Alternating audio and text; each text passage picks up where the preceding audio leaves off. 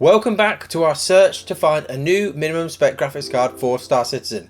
We've decided that the 1060 is probably on its way out. The clouds make it a bit tricky. So we've been testing. Last week we had a load of AMD cards. This week we are onto the Nvidia 1660 series.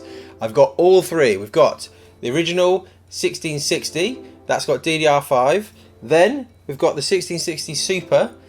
That has got DDR6, but it's effectively the same card, but the memory bandwidth is just a lot faster. There's just much more bandwidth and speed of the memory. This card was a nightmare because it came with a mining BIOS because somebody had been mining the heck out of it. So there's a little bit of an asterisk by this card and the results because I think it's probably degraded a bit over time. But you'll see as we get to the results. And then finally, probably the thickest graphics card I've ever seen. It's thicker than my 3080. This is a 1660 Ti, which has more shaders than the 1660 other two, but it's actually got slower memory, DDR6 memory, than the Super. So Nvidia has decided to make this about as complicated as they possibly can.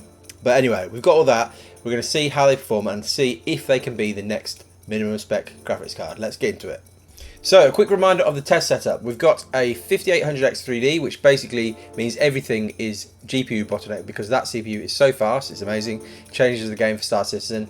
And then we've got 32 GB of RAM, we've got then these various graphics cards, and it's been tested on 317.1, all the same patch, all the same drivers, all that sort of stuff. Very high graphics, everything else default, clouds on medium, unless I say not, and VSync off, motion blur off, and film grain off.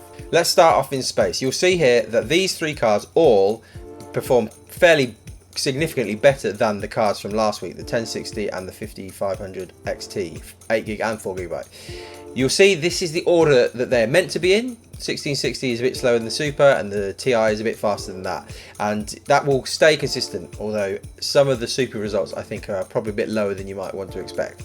Quantum travel follows the same pattern, a good increase over the 1060, but quantum travel itself is quite graphically intensive, so these cards that were doing 100 FPS, when you're really being pushed in this sort of environment, are getting down to the 40s, but for a minimum spec, very playable, very good.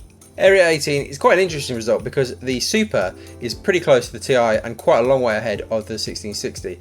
This could be the faster memory in the Super, which remember is faster than actually the memory in the Ti, and it's GDDR6 versus GDDR5 in the 1660. But again, all good results, nothing to complain about here. On the rooftop of Orion, and you'll see again we're in order, nothing really to shout about here. Maybe that Super result seems a bit too close to the 1660, but on the whole, again, good result. And then we move on to Lorville, where I've done the majority of the testing, lots and lots of runs. We've got pretty good performance. They're all above 30 FPS. They all do have moments where they drop below 30, but they're all pretty playable. What's interesting here is that actually some of the drops, I think we might be seeing a bit of a memory issue. All of these cards have got 6GB of RAM, but there's big parts of this run through Lorville where they seem to have the same sorts of drops that the 4GB 5500 XT had, and also sometimes the 1060 gets. If you look at the 1% lows, they're all pretty low, and so I am not happy to necessarily end the search right here because I really want to see what the 1070 does. The 1070 probably will perform relatively close to the 1660 Ti, maybe above it in some parts, below it in others. But I want to see if that 8GB of memory makes a difference, because I'll show you here a bit of footage from one of the runs. This is a particularly bad one. As you go through Lorville, there'll be various parts where suddenly you just see a big drop, and I'm convinced it must be linked to the memory. You look at the big red bit of memory here where it's swapping things in and out. I think even though CIG are saying that they're targeting 4GB, I think that's really off the table at this point. But I think maybe even 6GB just in Lorville. I mean, again, this could be down to all sorts of things.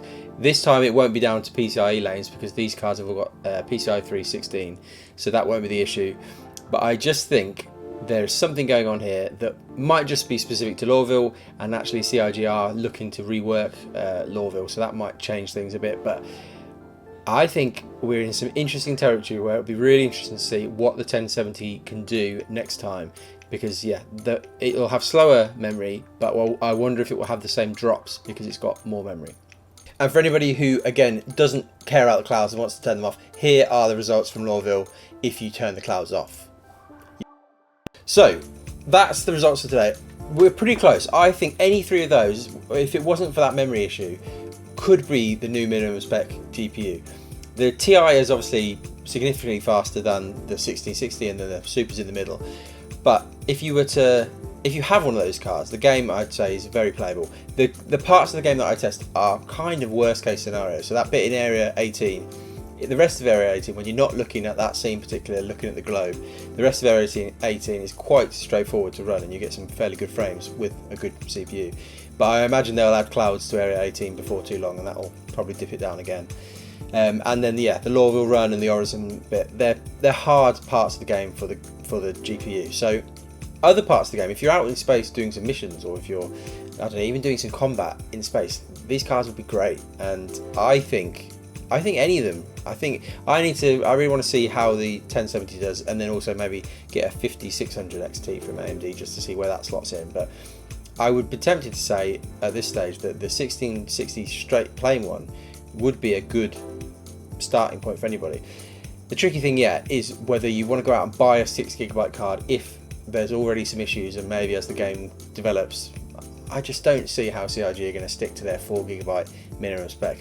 It just doesn't seem at this point to be doable now, and I don't see how, as the game progresses and they develop and put in more and more, I'm just not sure. But we've also, remember, got the Vulkan stuff and the Gen 12 stuff that will affect memory management and things like that. So anyway, lots of stuff there.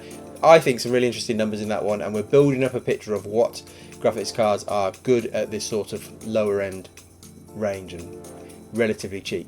So there we go. That's enough of this one. I'll see you soon. Bye.